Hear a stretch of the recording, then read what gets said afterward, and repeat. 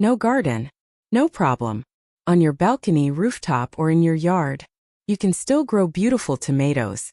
Many people might say, it takes so long to harvest. Why not just buy them from the market? But growing vegetables and flowers is all about enjoying the process. Growing your own vegetables at home often costs more than buying them. But when you harvest your own vegetables and see your flowers bloom, the unparalleled joy you feel is something money can't buy. Without further ado, let's see how to grow such beautiful tomatoes on the rooftop. First, we need to start with tomato seeds. Take a takeout container and fill it with nutrient-rich soil. Sprinkle the tomato seeds on top, then cover them with a thin layer of soil, and finally water them lightly. Repurpose a plastic bottle for the seedlings. Cut holes on the sides for ventilation and drainage.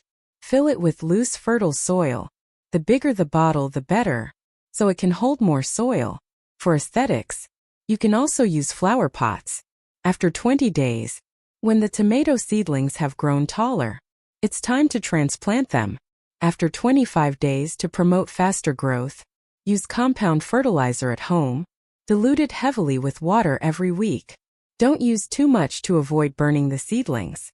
Fourth, organic fertilizer is even better. After 30 days, when the tomato seedlings have grown taller, prune the top to encourage more branches to flower and bear fruit, rather than just growing tall. After 45 days, the tomato plants will be full of small yellow flowers. Since the rooftop is quite hot, water the soil promptly when it dries out. Did you notice? I've inserted some sticks to support the tomato stems. This is to prevent the branches from breaking when the fruits get bigger. Now let's enjoy the fruits of my labor.